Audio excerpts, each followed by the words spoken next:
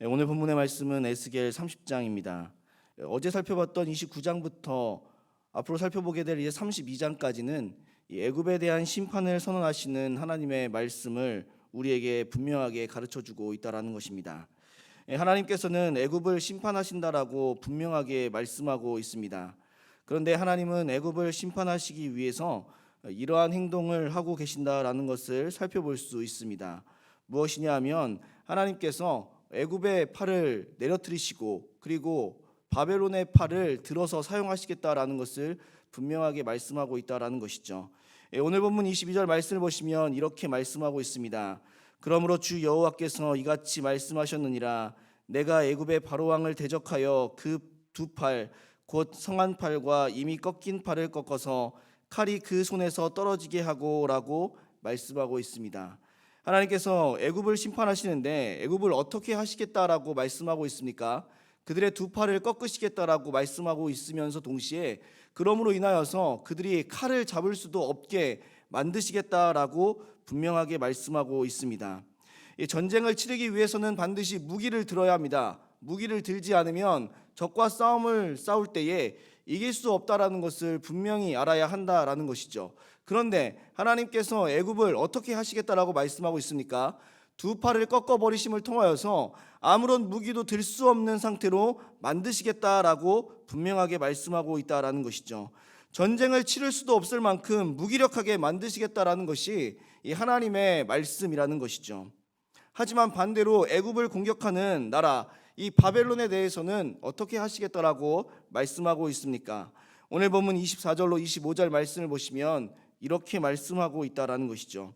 내가 바벨론 왕의 팔을 견고하게 하고 내 칼을 그에게 넘겨주려니와 내가 바로의 팔을 꺾으리니 그가 바벨론 왕 앞에서 고통하기를 죽게 상한 자의 고통하듯 하리라. 내가 바벨론 왕의 팔은 들어주고 바로의 팔은 내려뜨릴 것이라. 내가 내 칼을 바벨론 왕의 손에 넘기고 그를 들어 애굽 땅을 치게 하리니 내가 여호와인 줄을 그들이 알리라라고 분명하게 말씀하고 있다라는 것이죠. 애굽을 공격하는 나라인 바벨론은 이 팔을 견고하게 하시겠다라고 말씀하십니다. 이 팔을 견고하게 하신다라는 것은 이 팔만으로도 충분하게 하시겠다라는 것을 분명하게 말씀하고 있다라는 것이죠. 그렇습니다. 애굽은 무기도 들 수조차 없는 무기력한 상태이기 때문에 그냥 주먹으로 한 대 때려도 넘어질 수밖에 없는, 무너질 수밖에 없는 그러한 상황임에도 불구하고 하나님께서는 바벨론의 팔을 견고하게 하신 후에 또 그 팔에 하나님의 칼을 그들에게 더하시겠다라고 분명하게 말씀하고 있다라는 것이죠. 너무나 완벽한 무장을 한 상태임을 생각해 볼 수 있다라는 것이죠. 이 너무나 상반된 모습을 바라본다라면 우리는 생각해 보아야 됩니다. 한쪽은 무기력해서 무기를 들 수조차 없는데 다른 한쪽은 온전한 팔에 이제는 칼까지 갖춘 무시무시한 상태라는 것을 생각해 볼 수 있다는 것이죠. 애굽은 일방적인 공격에 의해서 무너지게 될 것이라는 것을 말씀하고 있다는 것이죠. 24절 말씀을 보시면 그가 바벨론 앞에서 고통하기를 죽게 상한 자의 고통하듯 하리라 라는 말씀을 통해 우리는 이 심판의 어마어마한 무서움과 두려움을 살펴볼 수 있어야 한다라는 것이죠. 무엇을 말씀하고 있습니까? 애굽이 바벨론 앞에서 고통하기를 죽게 상한 자의 고통하듯 하리라라고 말씀하고 있다라는 것이죠. 쉽게 말하면 엄청나게 심각한 상처를 입은 사람의 고통을 의미하는 것입니다. 그 엄청난 팔에 무기를 들고 있는 칼에 의해서 지금 애굽은 엄청난 고통을 토로할 수밖에 없는 상처를 입은 상황입니다. 빨리 죽었으면 좋겠는데 그렇지도 못합니다. 서서히 그 아픔을 느끼며 그 고통을 느끼며 죽어가고 있다라는 것을 생각해 볼 수 있다라는 것이죠.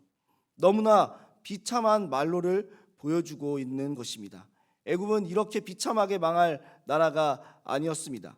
그들은 너무나 중요한 자연 환경을 가지고 있었고 어떠한 외침에도 침략을 당하지 않을 수 있는 그러한 요인을 가지고 있었음을 생각해 보아야 한다라는 것이죠. 그런데 이제는 아무런 방어도 할 수조차 없는 이 무서운 심판 앞에 두렵고 떨림으로 나아가고 있음을 살펴볼 수 있다라는 것이죠. 그리고 그뿐만이 아닙니다. 백성들은 흩어지거나 아니면 흩어지는 상황 가운데서도 목숨을 잃게 되어진다라고 분명하게 말씀하고 있다는 것이죠. 오늘 본문 26절 말씀이 그 사실을 우리에게 분명하게 가르쳐주고 있습니다. 26절 말씀을 보시면 내가 애굽 사람을 나라들 가운데로 흩으며 백성들 가운데로 해치리니 내가 여호와인 줄을 그들이 알리라라고 말씀하고 있습니다. 무기력하게 죽어가는 것 이상으로 그들의 백성들은 흩어짐을 당하게 되는데, 흩어짐을 당할 때에도 그냥 흩어짐을 당하는 것이 아니라 그 흩어짐 속에서도 죽임을 당하게 되어진다라는 것을 분명하게 말씀하고 있다라는 것이죠. 어떻게 해도 생명을 보존할 수 없다라는 것을 분명하게 말씀해주고 있는 것입니다. 우리는 하나님의 심판의 무서움이 이와 같다는 사실을 바라볼 수 있어야 합니다. 이 애굽을 심판하시는 이 무시무시한 하나님의 심판을 바라보시며 우리는 하나님의 심판 앞에 중요한 한 가지 사실을 바라보아야 한다라는 것이죠. 무엇일까요? 왜 애굽은 심판을 당하는 것일까요? 왜 주변의 모든 나라들은 심판을 당하는 것일까요? 그들이 교만해서 하나님을 섬기지 않고 하나님을 떠남으로 인하여서 그들은 심판을 받게 된다라는 것을 분명하게 말씀하고 있다라는 것이죠. 하나님은 이 세상을 바라보고 계십니다. 하나님은 이 세상을 감찰하고 계십니다. 그들이 하나님 앞에서 죄를 지었다는 사실을 숨길 수가 없다라는 것을 우리에게 분명하게 가르쳐주고 있다라는 것이죠. 그들이 하나님을 떠남으로 인하여서 이와 같은 심판을 받게 된다는 사실을 그 누구보다도 하나님은 바라보시고 감찰하시는 분이시다라는 것이죠. 죄를 지은 사람들이 가장 무서워하는 것이 무엇입니까? 자신의 죄가 드러나는 것, 그래서 그것으로 인해서 심판을 받는 것을 너무나 두려워한다라는 것을 우리는 잘 알아야 한다라는 것이죠. 하지만 하나님은 언제나 우리를 바라보시고 언제나 우리를 감찰하시기에 우리의 죄를 숨길 수 없다는 사실을 분명히 기억할 수 있어야 한다는 것이죠. 그렇기에 죄 지은 사람들에게는 하나님의 바라보심과 하나님의 감찰하심이 무섭고 두려움의 대상이 될 수밖에 없지만, 반대로 하나님을 떠나지 않고 하나님의 말씀 가운데 살아가는 모든 자들에게는 오히려 하나님의 은혜가 되어질 수 있음을 기억할 수 있어야 한다는 것이죠. 물론 하나님께서 우리의 모든 것을 감찰하시고 우리의 모든 것을 바라보신다는 것이 엄청나게 부담으로 다가오는 것은 사실입니다. 그리고 그것이 무섭게 다가오는 것도 사실입니다. 하지만 아시니까 심판하실 수 있듯이 아시니까 우리의 모든 것을 돌볼 수 있음을 기억할 수 있어야 한다는 것이죠. 그렇습니다. 하나님의 심판이 죄를 짓고 살아가는 모든 자들에게는 무서움과 두려움의 대상이지만, 하나님을 믿고 따르는 모든 자들에게는 하나님의 보살피심과 하나님의 인도하심과 하나님의 은혜의 대상이 될 수밖에 없다는 것을 분명하게 알아야 한다는 것이죠. 따라서 우리가 해야 하는 것은 무엇입니까? 우리에 대해 모르시는 것이 없는 그 하나님 앞에서 우리는 하나님의 말씀을 떠나는 죄를 짓는 삶을 살아가는 것이 아니라 하나님의 말씀에 순종하는 삶을 살아가야 한다는 사실입니다. 그럴 때 우리는 심판이 아닌 하나님의 돌보심과 하나님의 은혜를 누리며 살아갈 수 있습니다.